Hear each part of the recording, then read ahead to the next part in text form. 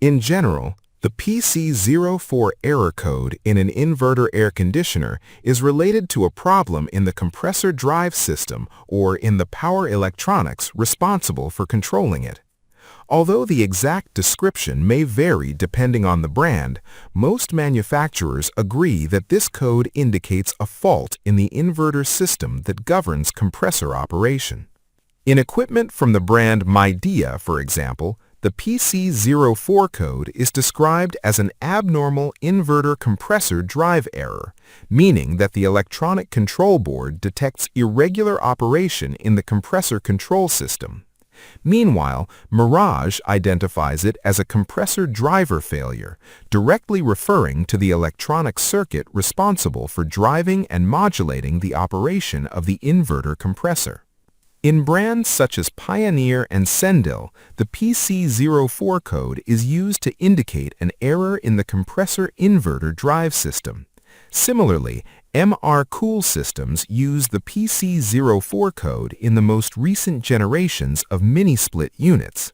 Additionally, other generic brands such as Blueestar, Voltas, BGH, Filco, and Kelvinator also associate the PC04 code with inverter faults or compressor problems. This type of fault is detected by a specialized electronic circuit responsible for constantly monitoring communication signals, supply voltages, compressor rotation speed, current consumption, and different protection parameters of the inverter system. When an error code related to inverter compressor control appears, it normally means that the system has detected an abnormal condition in the compressor, in the IPM Intelligent Power Module or Intelligent Power Module, in the Power Electronic Board or PCB, or in one of the components associated with the operation of the inverter circuit. Among the main causes that can generate this type of error code are wiring problems or loose connections, failures in the IPM Intelligent Power Module or Intelligent Power Module, damage to the outdoor unit fan motor, mechanical or electrical failures in the inverter compressor, and faults in the outdoor electronic board or PCB. To solve this type of error code, it is recommended to perform a complete, organized, and safe technical procedure. The first step is to completely inspect the wiring of the outdoor unit, the main PCB board, and the IPM board. It is very important to check for corroded terminals, loose wires, overheated connectors, or poor electrical contacts. Next, the supply voltage going to the compressor should be measured during startup and also at the exact moment that the fault appears. In many inverter systems, the main bus DCE voltage should normally be approximately between 310 and 350 VDC. If the voltage is abnormal, the power supply, rectifier bridge, filter capacitors, and the overall condition of the inverter module must be inspected. Another important point is to inspect the inverter reactor and measure its resistance. Normally, this component presents values close to 0.1 ohm. Additionally, it must be verified that there is no continuity between the terminals and ground or the metallic chassis of the unit. Likewise, the refrigerant pressures and the general condition of the refrigeration system must be checked.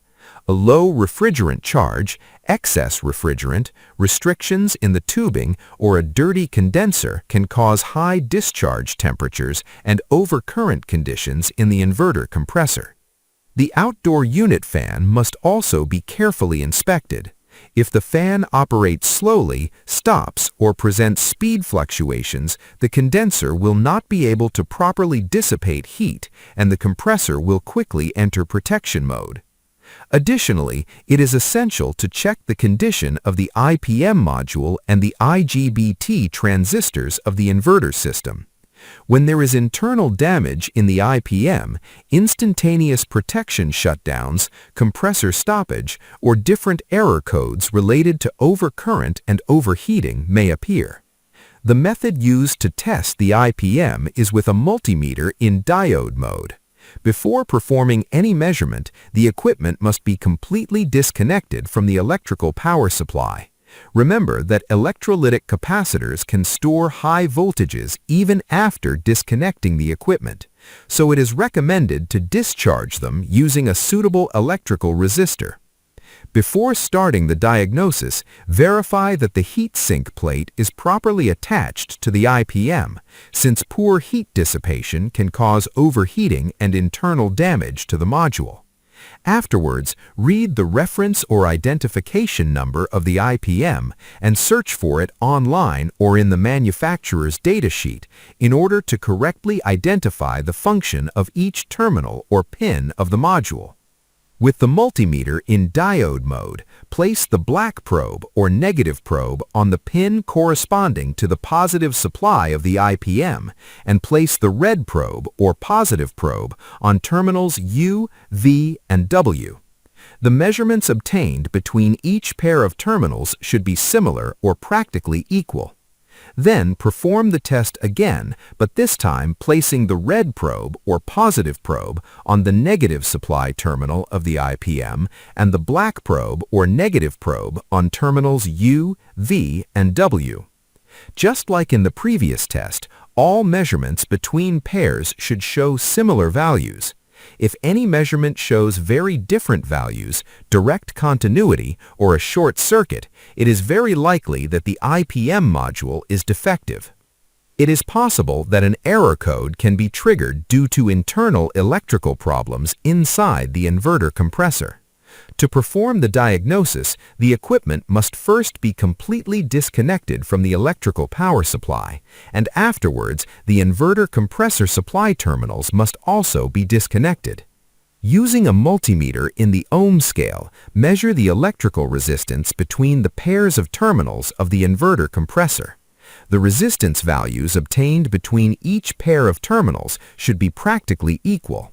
Additionally, the measurements should never indicate a value of 0 ohms or infinite resistance, since this could indicate an internal short circuit or an open winding inside the inverter compressor. Afterwards, using the multimeter in megaohm or insulation scale, measure the electrical resistance between each compressor terminal and the metallic chassis of the compressor. In all measurements, the value displayed by the multimeter should be infinite or extremely high, indicating that there is no current leakage to ground. R insulation tends to infinity. If any measurement shows continuity or low resistance between the terminals and the compressor housing, this indicates a possible ground leakage or damage in the internal insulation of the inverter compressor.